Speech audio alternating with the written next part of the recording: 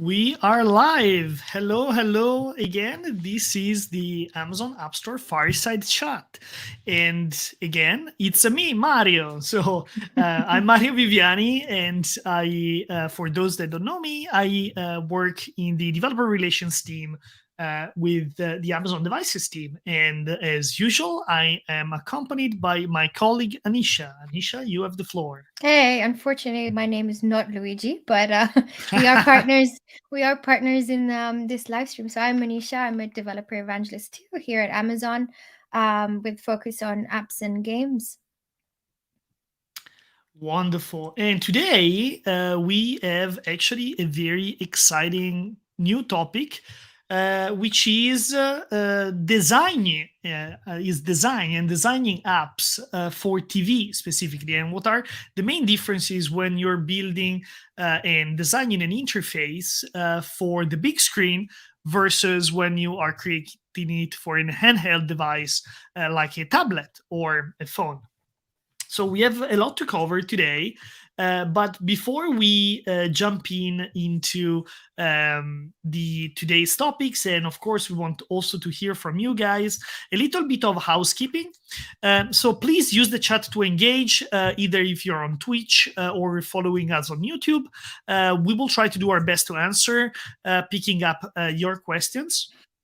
A reminder, please be respectful, use respectful language. We're all here to share and to learn, so be nice to each other. A reminder that we'll be live every Tuesday at 6 p.m. this time, 6 p.m. GMT or 10 a.m. PST, depending on where you are. And please don't forget to follow, subscribe, and this way you will get notified when the next show goes live. So again, today, as I said before, our big topic is the big screen. Again, I think that is going to be the leitmotif for today. So we have actually, Anisha and I, we went back to our team and we look at the key development guidelines when it comes to creating interfaces for TV. I think it's a very interesting topic because, as I said before, when developers are approaching creating apps for the big screen, I think that the first temptation is to take the same approach and learnings that you have designing applications for smaller devices and for handheld devices, and apply the same patterns to a TV app, which is, as you will see today through the different guidelines that we'll see, is not a great idea, mostly because the type of interaction that the user has with a TV app is very different from what they have with a touch-enabled application on a handheld device. The way that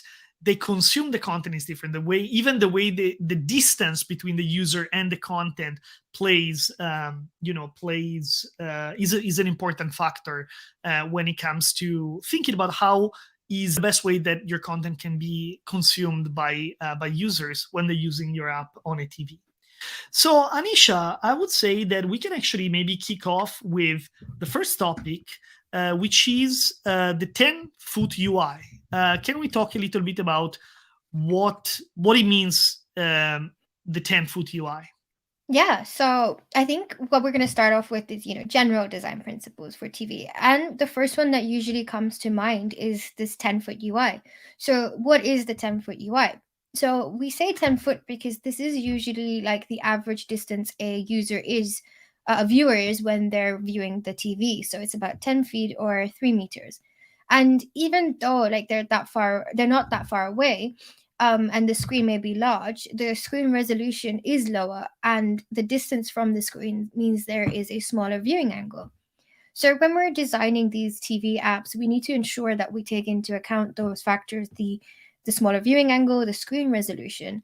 But not only this, when someone's watching TV, they're going to be watching it in a more relaxed fashion than, say, when you're using your phone or your tablet. And if you're like me, you're probably also using your phone or tablet while watching TV.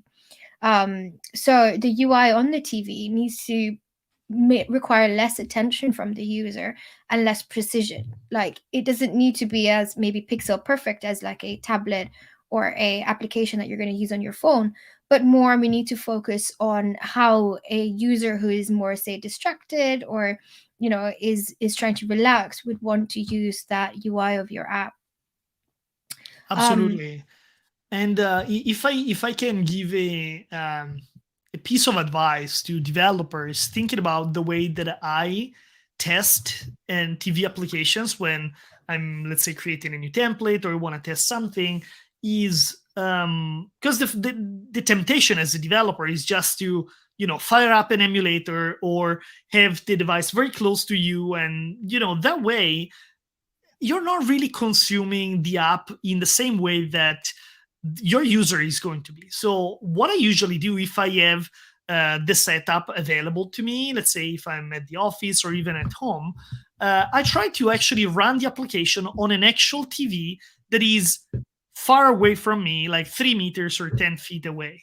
And that way immediately comes to it pops to the eye how different it is when you're creating something for TV, because you can experiment actually on your own, like the fact that maybe, as you will see later today, like maybe font needs to be different, maybe they needs to be larger, or the buttons that you create, they actually needs to be much more visible and more evident. But at the same time, that they also, like you said, Anisha, they have to kind of recede in the back a little bit. Like you don't want yeah. to cluster your UI with too many components, right? And so yeah, I think that is actually a very good introduction to the 10-feet UI. So maybe moving forward, this is actually one of my favorite principles. So to keep it clear, keep things clear, simple, and visual. So a big temptation when it comes to applications in general is to fill the app with text, because text is easy, right? Is something that is very easy to manage, very easy to put together. However, when it comes to a big TV, think about the way that you use it as a consumer. You don't really want to spend too much time reading stuff on your TV. You want to actually read the minimum amount of text on a screen and jump straight into content potentially.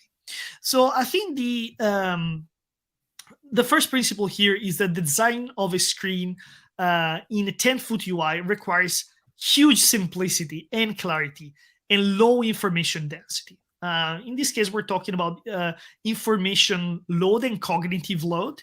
What you want to do is, similarly to what you do when you're actually preparing a presentation, you want to keep the cognitive load to a minimum. You want it to be very evident what is the next step that the customer has to do, and make very clear what is the next action. So limit the number of design elements or UI components like menu, buttons, images on the screen. You want to keep that at a minimum. And you also want to ensure that those elements are actually large enough and spaced far enough apart to be read from a distance. So even in the picture that we have here, as you can see, there is a carousel of content and then just a couple buttons with just a couple lines of text. And that actually makes fairly easy to understand what has been highlighted, what is in focus, and we'll talk about focus in a second. But it's important to make clear what is the evident next action to the user. I think that is super important. Present a clear set of actions or options to each screen. So again, the way that you can build your UI, it can vary. Like you can have it as a big carousel. You can have it as a grid of content. That doesn't really matter. What it matters is that you need to keep clear, simple, and visual. That is kind of the bottom line for this guideline. And I think, to be honest, this is something that we advise for kind of all apps, not just Fire TV. It's one of those design principles that makes sense for tablet too, which is great because these are, when you're designing it, you can think of both options. Yes, and I think that's actually great advice, Anisha. I think that if the designer can build a design language that is consistent between, Hmm. if you have a tablet application and TV application, absolutely you should keep it consistent and make sure that your app is still recognizable and brand is still something that is clear and apparent. But at the same time, it is important that your UI scales and stretches in the right way on the big screen versus phones. And I agree with you. I think that in particular when it comes to entertainment applications like the one that we have in here, um, even their counterpart on a tablet or on a phone is likely going to mutuate a lot of the design patterns that you would Yeah, see on TV. Like those apps tend to look fairly similar. exactly. However, the way that the customer consumes the content is different. So it's always good to keep in mind the gap between the two. Meanwhile, I'm also curious to hear from you guys on the line. Like, what have you ever played with designing TV UIs? What challenges have you encountered? Please let us know in the comments, and we're happy to to hear your experience or if you have any question. Uh, Great. So, Anisha, what is the next step? Cool. So I think the next thing that I would say is important is placing important content first. And on a big screen, this is, I think, sometimes harder than it may seem, because you've got such big space on the screen. You're tempted to, overload the content. But what you want to do is make sure that your viewers are getting to content as fast as possible. So, placing things like the watch now button first and in a different color contrasting to the rest means, as a viewer, they're more likely to, navigate towards that, and it's easier to navigate towards it in the first place. And what's interesting is, placing important content first is also a good way of, targeting accessibility as well. So all these principles kind of tie into not just, what we're talking about on Fire TV, but they play into tablet and also like design guidelines for accessibility. So it's a short one, but yeah, just place important content first. Yeah, and I think we will touch on this theme of content first and content is king on TV multiple times today.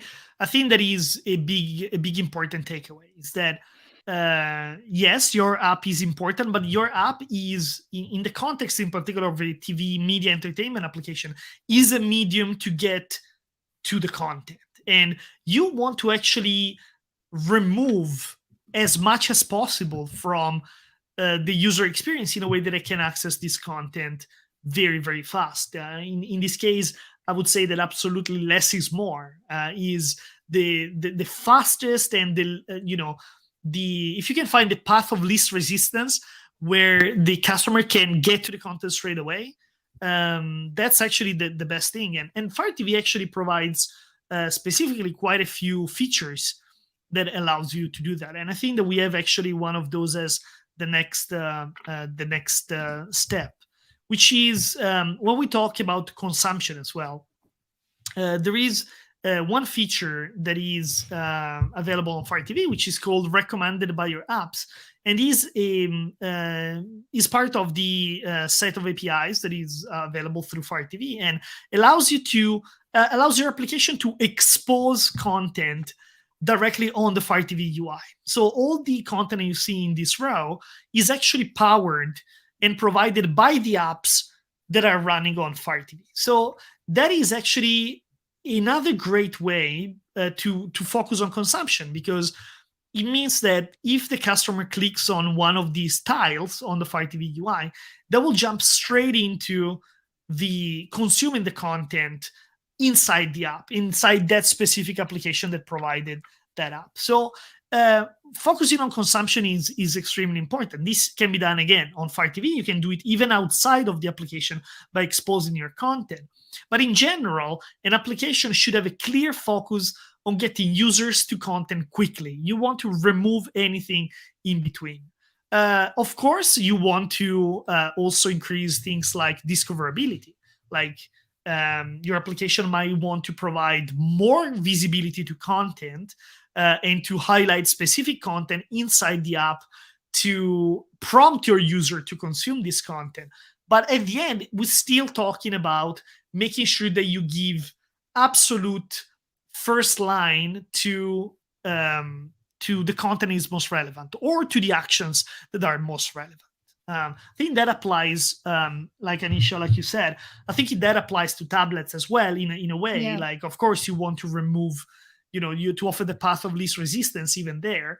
But I think on TV, we are overwhelmed with content. There's no other way of saying it. There is so much choice that as a content owner, as a developer, or even as a designer creating an interface that needs to prompt users to consume content, you really don't want to put any obstacles, any unnecessary weight. Like, for example, I really hate when I click on an application and the next screen takes maybe 3, 4, 5 seconds to load, because in those 3, 4, 5 seconds I might have like searched for other content. So I just want to jump straight into the content and make it available straight away. Like, I'm thinking about some of the most famous applications out there. They actually sometimes even start playing the content or give you a preview of the content even outside of the content itself. Like, they give you,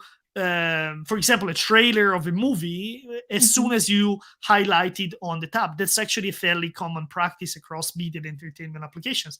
And I would say that an app that doesn't do that is actually has probably something to catch up on versus an application that provides this feature. So I think, focusing on content and focusing on consumption is absolutely clear. Is a clear need. Like, customers are there just saying, "Give me something to watch or to play right now." No. Like, that is something that is very common right now in when it comes to the expectation that customers have towards media application. Definitely. But yeah, so I don't know, Anisha, I don't know if you have anything to Yeah, to no, add I was on going to this one. say, like, I think recommended by your apps is like one of the features that I use a lot. Like, that's how I kind of like discover new content. And we actually have some great tutorials on how you can implement this on our YouTube channel. So the link is on screen right at the top. So please check it out if you're interested in how to implement this feature. But I'll move on. So the Mhm. next thing I wanted to talk about was Overscan and the safe zone. So, regardless of the physical size, TV hardware manufacturers actually reserve space around the display area of a screen. And this reserved space is what we call that overscan zone. And the amount of space that TV uses as overscan varies across all manufacturers. And that real estate is not available to your app. So although Amazon Fire TV platform provides a way for the user to adjust for the TV overscan in the settings, for the safest possible way, we recommend that when you're building your app and the UI, you ensure that all your elements are placed within the inner 95% of the screen, and that 5% edge of the screen, which you can see in the image, that red zone, is left empty. Um, the focused items and on-screen text especially should be within the inner 90%, which is what we call Mhm. the safe zone. um, and you can display an overscan on your TV when you're testing your apps using developer options on your Fire TV, using Systems X-ray. And again, this is something that we have quite a lot of documentation on and tutorials on, so we can share the links if that's in the chat, and make sure when you're designing, you keep this in mind, that you have a 90% inner safe zone. The 5% outside is that danger zone. Yeah, it's even in, I think this is actually a screenshot taken straight away from the Fire TV UI, Yeah. and it's in red just because it says very clearly that you should try to avoid putting very important content in there. Mhm. That's actually something that, as I'm building Fire TV apps, that's something that I always like leave on the overscan, in particular when you're designing the UI. I think it's a very useful reference. You can also build in, like, kind of bake this into your layout as well. That's something that you can easily do. you can just apply some limiters on the side of your XML, or if you're building or using something slightly more advanced like Compose, you can easily define those criterias. You can literally put some limits on the side. But the important bit is that, again, you don't really know how the content is going to be displayed, and the user might also try to zoom in or zoom out depending on how much they like the content on screen. That's actually one of the things that you're asked to do as you're setting up your Fire TV. So it's extremely important to respect the overscan, put content in the safe zone, and make sure that in particular your text or images don't really bleed out. Like in this case here, some of them do, but the assumption is that the focus of the user is likely going to be on the center of the screen and not very likely to go on the sides of the screen. So that is okay. But make sure that you avoid having important information in those areas. I think it's crucial. So meanwhile, I want to ask, I see that we have a few people connected. Please ask your questions in the chat. I'll repeat it. If you have any questions about Fire TV, about designing apps for Fire TV, or on the Amazon Appstore, please add your questions in there, and we'll be super happy to try to answer your questions. But now I want actually to move on to one of the next things, which is as important, I would say, as the overscan, which is screen size and resolution. This is where I've seen actually a lot of developers, just because they don't pay attention to these important criterias, their applications end up not being displayed in the right way on the TV screen.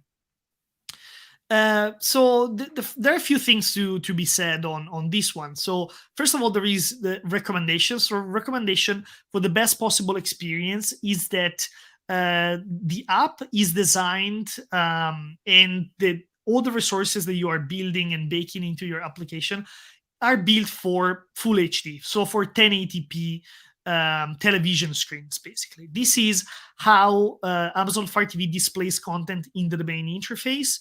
Amazon Fire TV will scale your resources to match the correct output, which is 1080p.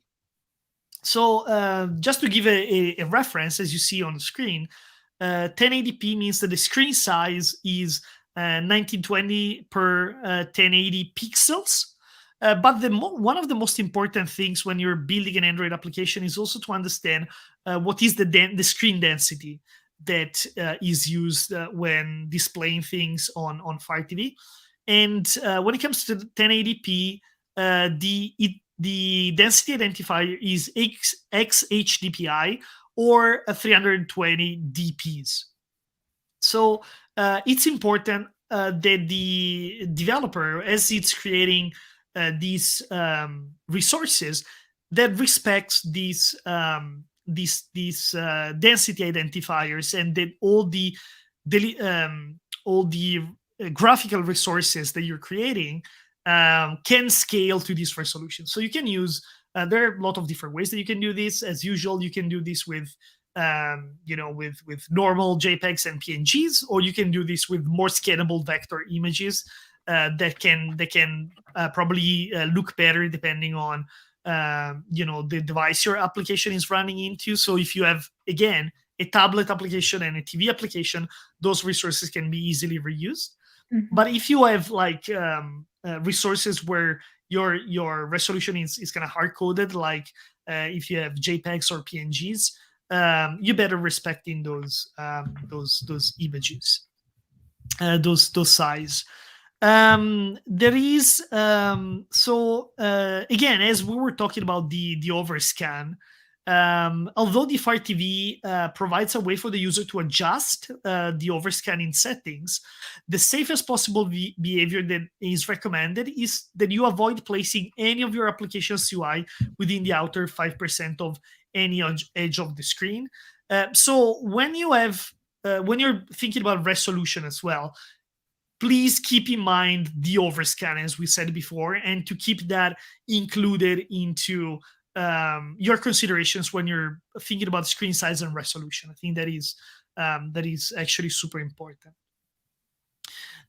So Amazon Fire TV, however, supports the standard Android configuration for enabling multiple resources for different output parameters, as in the standard Android, best practices for supporting multiple screens. There are other. You can leverage the other folders as well and the other screen resolutions, but keep in mind that the application will scale accordingly because everything will be tried to be rendered at 1080p. So again, there are a lot of resources to do that. There are a lot of like templates that you can use, even if you're building your UI with Android Studio. A lot of like the imagery and even the iconography that you can include in your application. It can directly scale to these resolutions. So just make sure that you are including the right resources, I would say, in your app, because otherwise there is the risk of the application looking stretched. And there are other considerations to be taken on when it comes to graphical assets. And actually, one of the most important ones, it's actually more important than a lot of developers and designers think, is color. So I know that that's actually the next topic. So Anisha, I'll leave to you to talk about color. It's one of my, it's one of my favorite topics. I have a lot to say about color, but I'll leave to you to touch on it. I'll kick us off. So on the big screen, you may or may not have noticed that it is much higher contrast than your normal computer screen. And this is what kind of makes the colors more saturated, brighter, and vibrant. But also to keep in mind is that the range of colors that can be displayed on a TV is actually less than that can be displayed on a computer screen. So when designing your app, it's important to keep this in mind. And what we advise is to use less saturated colors. So cooler colors like blues and purples and grays usually do work better than the warmer colors like red and orange. So obviously this is just something to keep in mind when designing, but go with your theme of your brand, and make sure it flows. But the colors that might seem, that they work better on tablet and, your mobile phones may not appear the same way on the TV screen. So just keep that in mind. But I'll let Mario continue about his favorite Yeah, no, topic. it's 100%, like everything you said, spot on. I think the other thing on color is there is an accessibility component to it as well. So not everyone perceives color in the same way.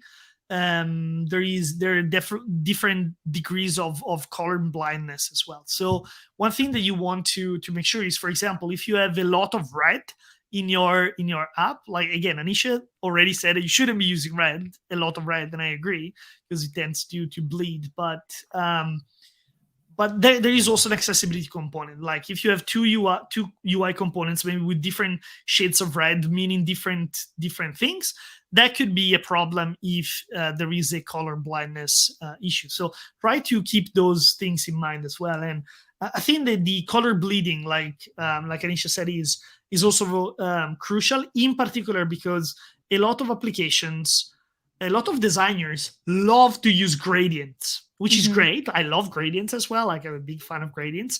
But gradients, in particular, if you're using colors with a high propensity to bleed, if the screen doesn't really support the entire color gamut, and maybe lower end screens tend to support like lower or different color gamuts, your gradient, which is usually used a lot in backgrounds or in big like UI components, it tends to bleed a lot, which makes your application look cheap. Like it looks like you haven't been thinking about these a lot, and then you just because you like the colors, you just push them in, and the application looks poor, looks non-professional.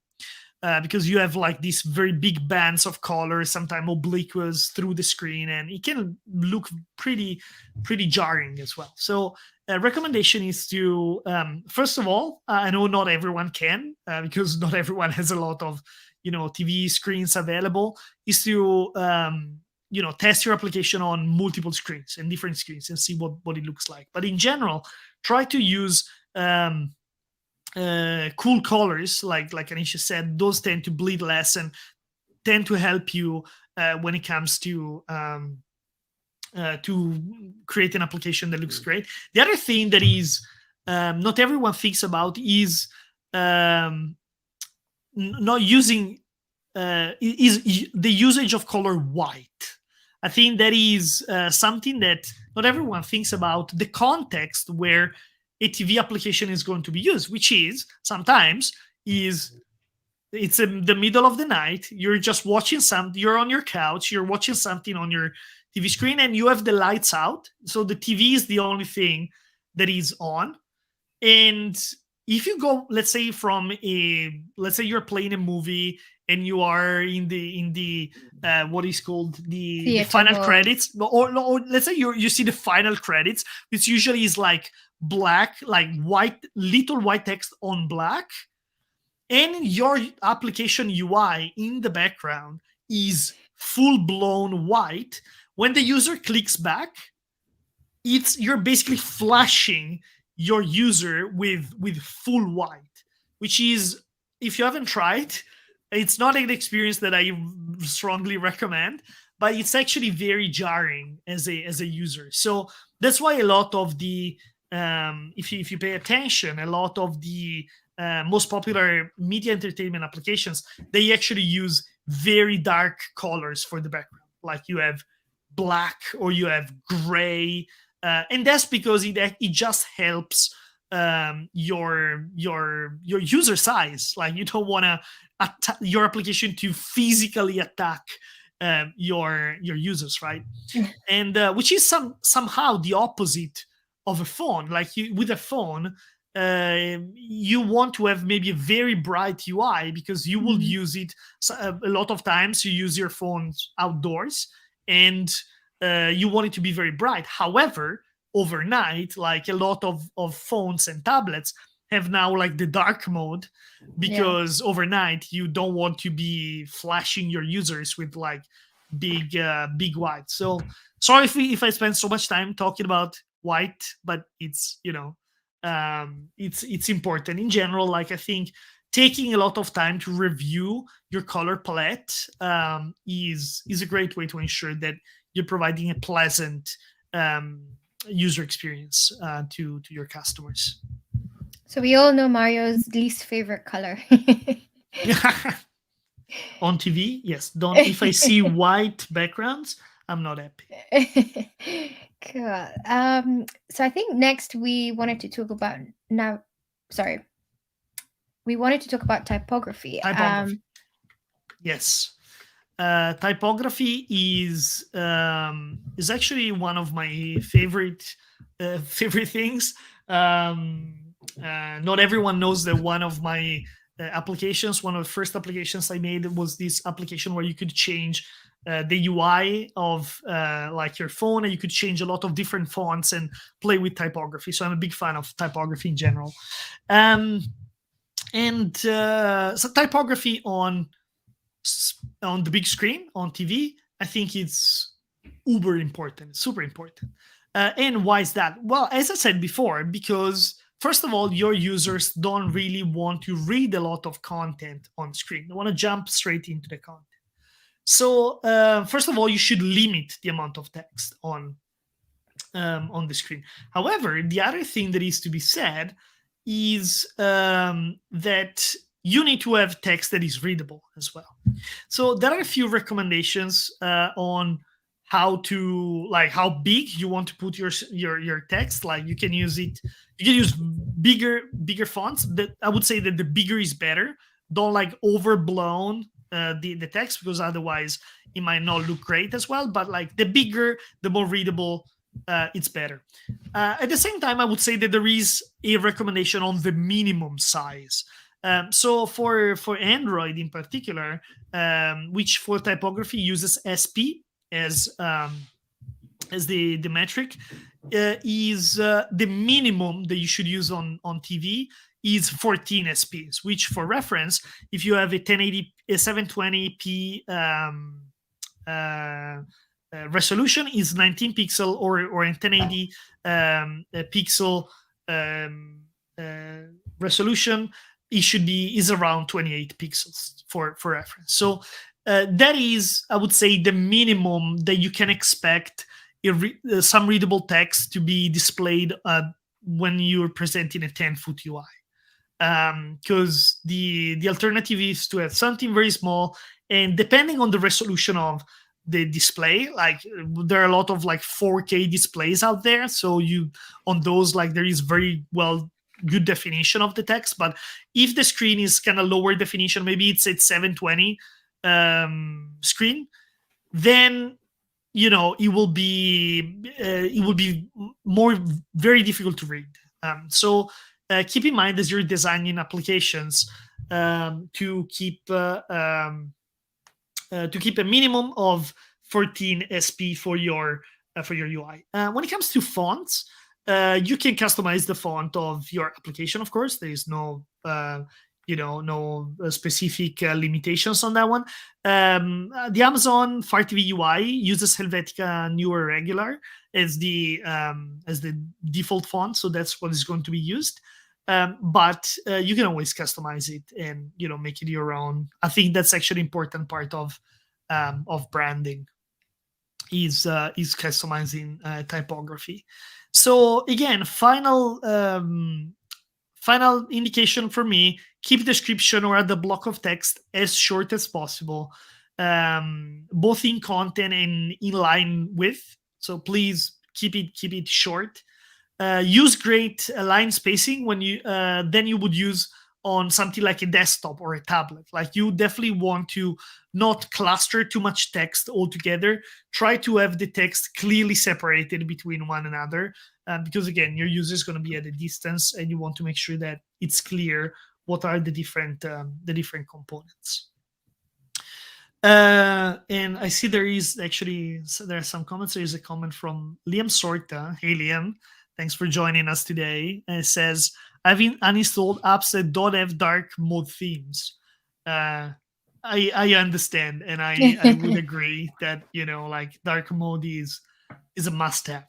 Like, it's for people like me. I already wear glasses. I don't want to lose my sight even further.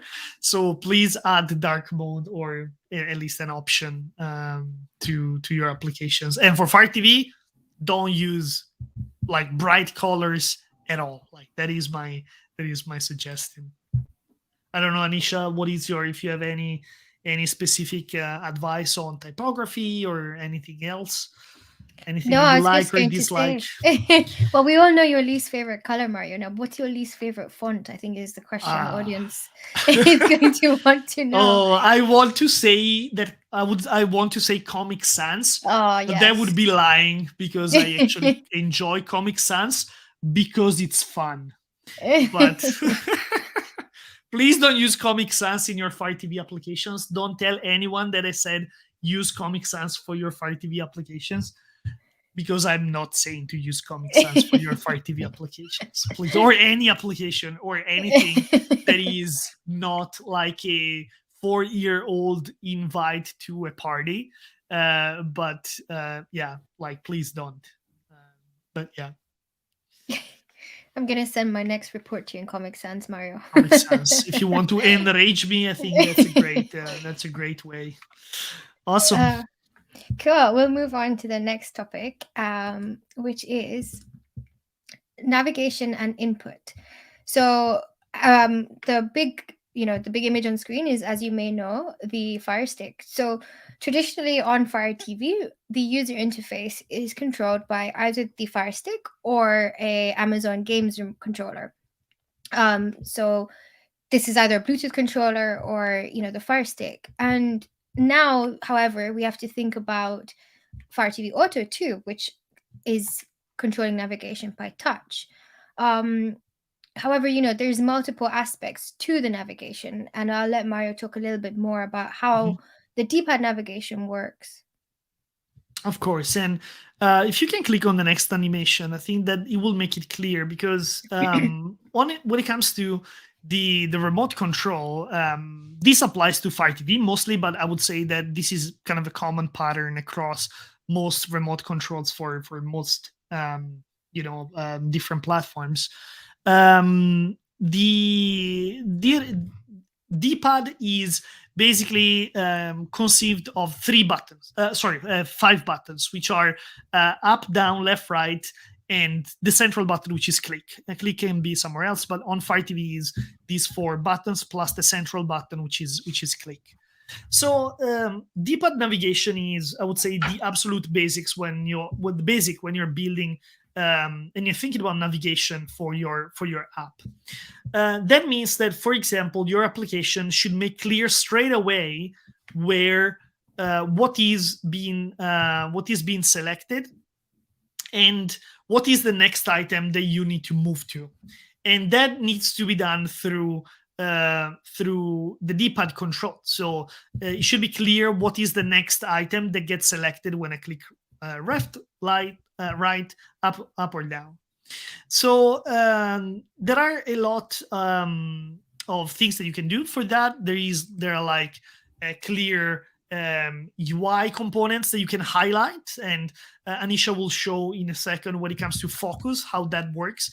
But in general, D-pad, it should be clear what is the next item that gets selected, and how you can easily navigate all the different options. So when it comes to media and entertainment applications in general, you will usually have this kind of very lateral movement and up and down.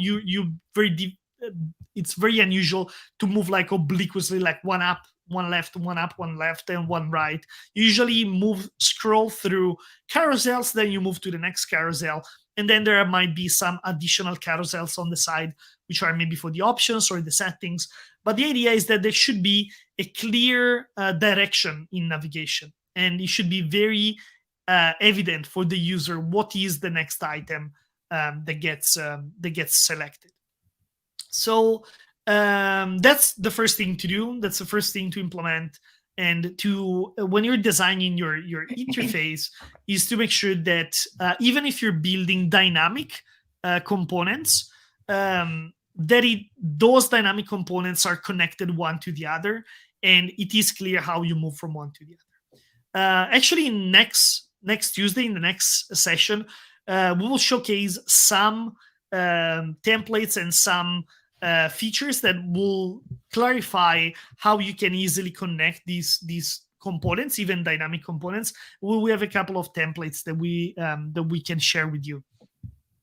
But again, talking about the more design specific approach, is important to think about the kind of linear movement and the directional navigation.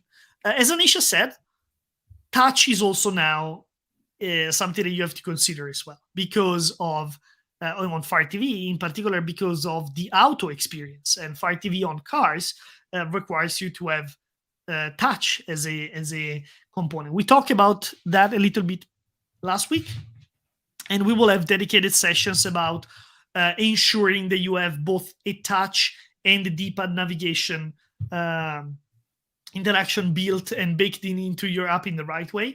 However, I would say that the bottom line is that you should focus on building your application using components that are touchable. So, and you consider touch as a medium to the interaction.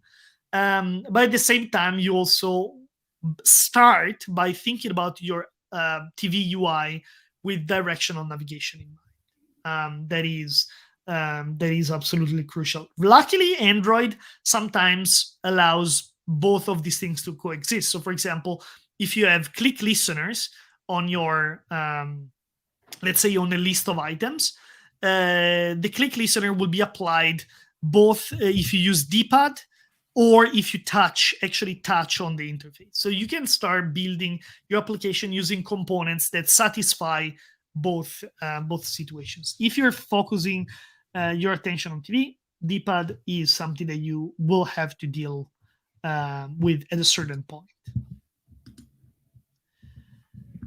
We also Great. have a great sample app for the D app, don't we, Mario? So I'll just post Yes. the link to that in the chat. So if you're looking, to how we can for some sample code on how to implement the kind of the features that Mario just spoke about, that's in the chat for you. Yes, it's a GitHub template, so please go and leverage this template.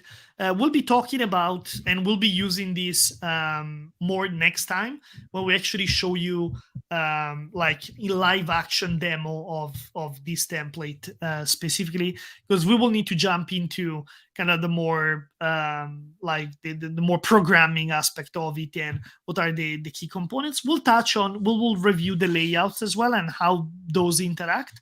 But next session is going to be a little bit more hands-on. We will go and play with this template. But thanks, Anisha, for sharing. No problem. So next, I wanted to touch on focus and selection. So I think it's similar, to how you view things on a desktop.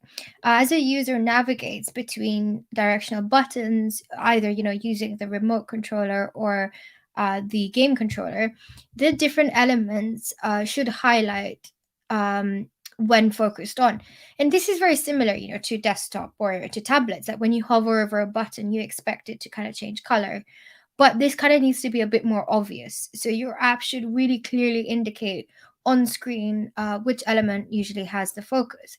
And this is because, users may be distracted. And so when they glance away from the TV, you want them to be able to easily come back to the point where they had focus on.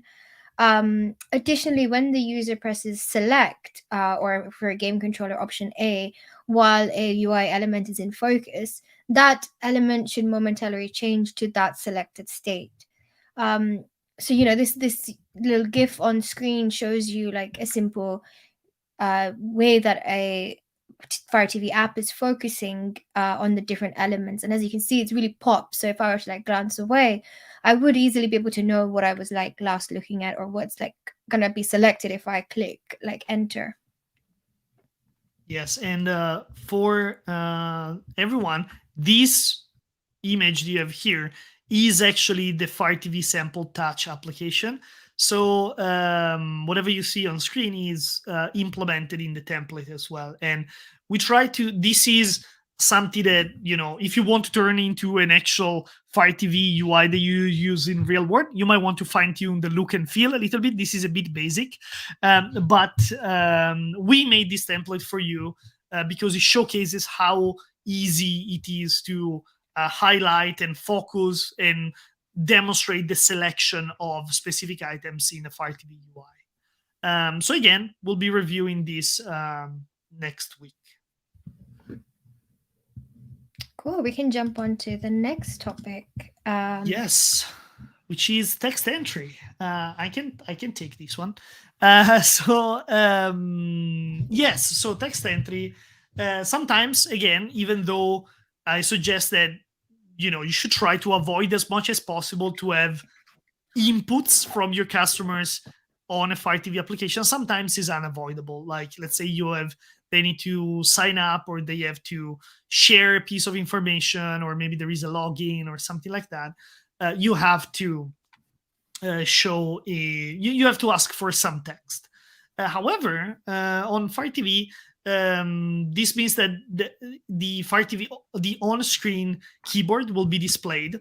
But there are some things that you can do when you're displaying the keyboard to customize the look and feel of the keyboard. In particular, there are some components, and some are highlighted in here in this image, where you can change some of the labels in there to clearly explain what is the input expected from the user. So in this case, for example, you can see that there is a label on top that says that this is a description label. You could say like this field is for name, for example, and then you can even have a suggestion of what is the field, what is the information needed. So in this case, for example, is expecting for username, and you can say in the background there is this suggestion says username. So there are a lot of different labels, so you can customize. You can even show like this is step 1 of number X of steps.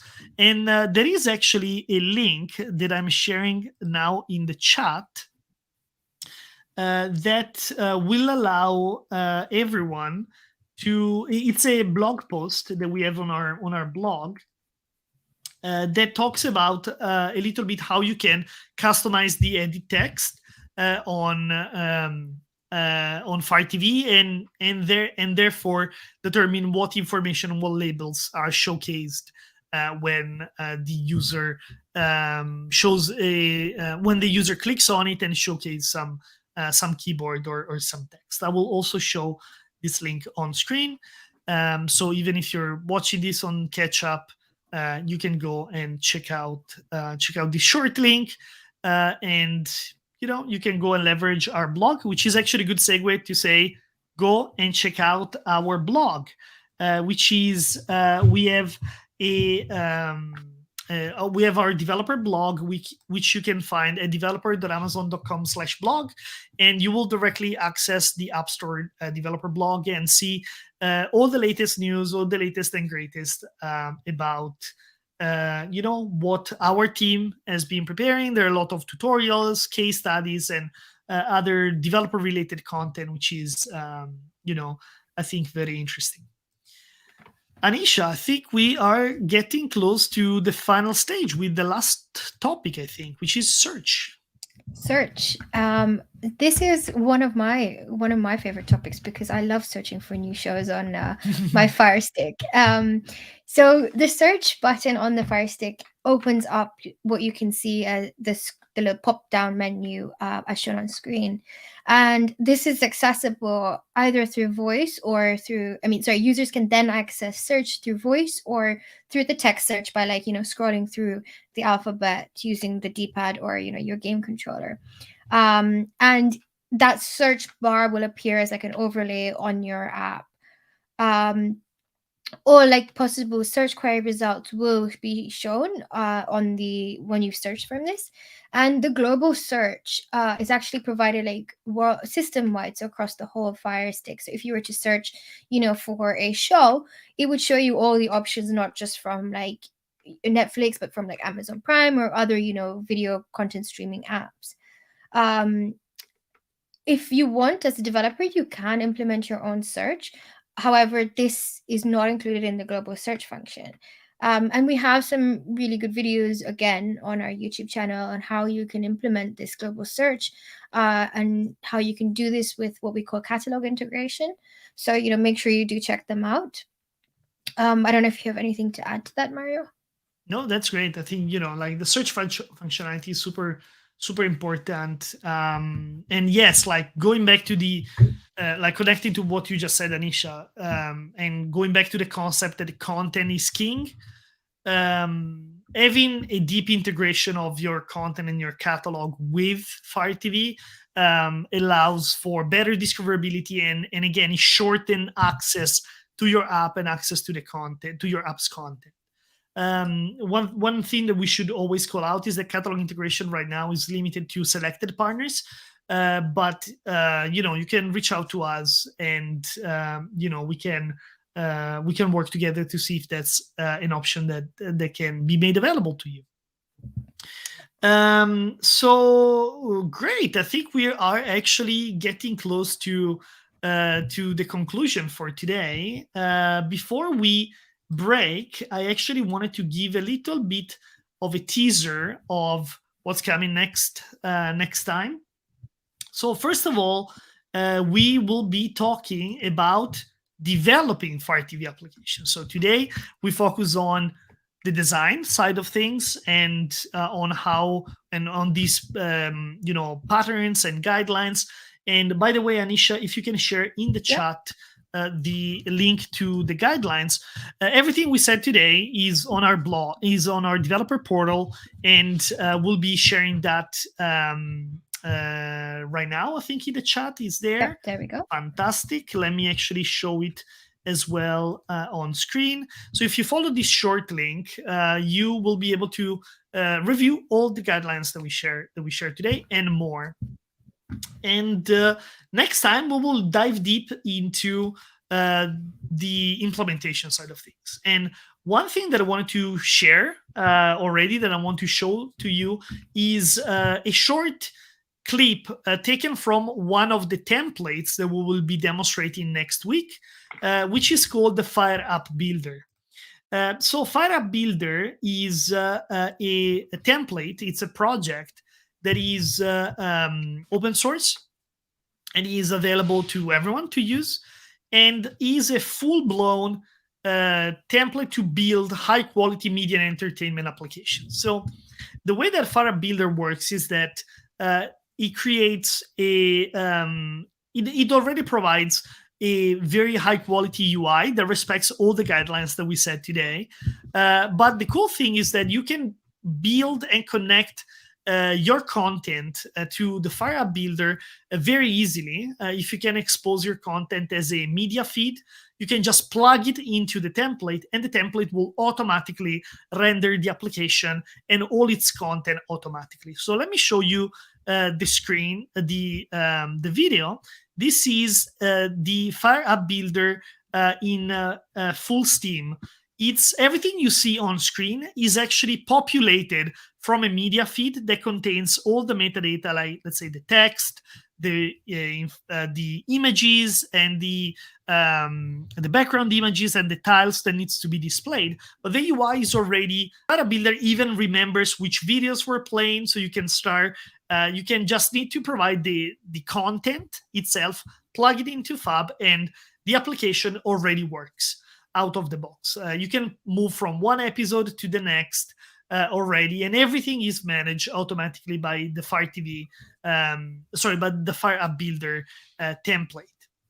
So again, this is available on GitHub, and next week we will actually see this in action. We will play with this template. We will showcase like how it works out of the box, and also we will also showcase and jump into the other template, which is the touch and the D-pad navigation sample app, to demonstrate basically whatever we said today about the navigation and focus, because that template really helps understanding what are the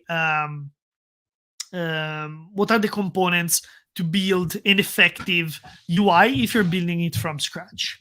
So next episode is going to be very, very interesting, I think, very exciting. There is going to be hands-on, like we will show you directly from Android Studio how you can run your own application. We will have a little bit of demos up. So please join us next week. I think it's going to be a very fun episode.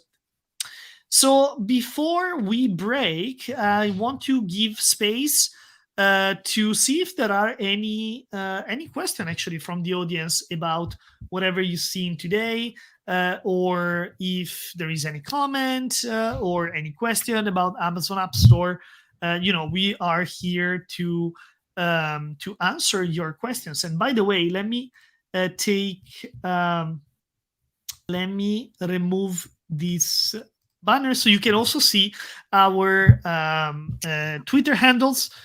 Also follow the links up there. And we are live again on Twitch. You can follow us on Twitter, and this recording will be available both on Twitch and on YouTube after this session, so you can always rewatch this and share it as well.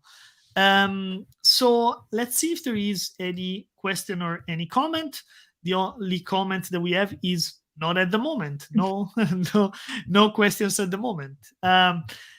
So I'll give another couple seconds as we wrap up. But again, I want to say thank you again for joining us today. It's been, as usual, a privilege and a pleasure to share with you more about what we've been working on at Amazon. And again, we also want to hear from you guys. So what are the next thing that you want to hear from us? What is the next topic? Please, throw it in the comments or send us a message on Twitter or directly on our YouTube channels. Leave us comments. We want to know what you guys want to learn, want to hear from us. So again, we're here for you. Just let us know. and we'll try to oblige. After that, Anisha, I want to thank you as always for being a wonderful co-host, and thanks for pointing out all my hate for Comic Sans. And guys, again, I hope to see you in the live stream next week. See you guys next week. Thank you. Have Bye. a great rest of the day. Bye.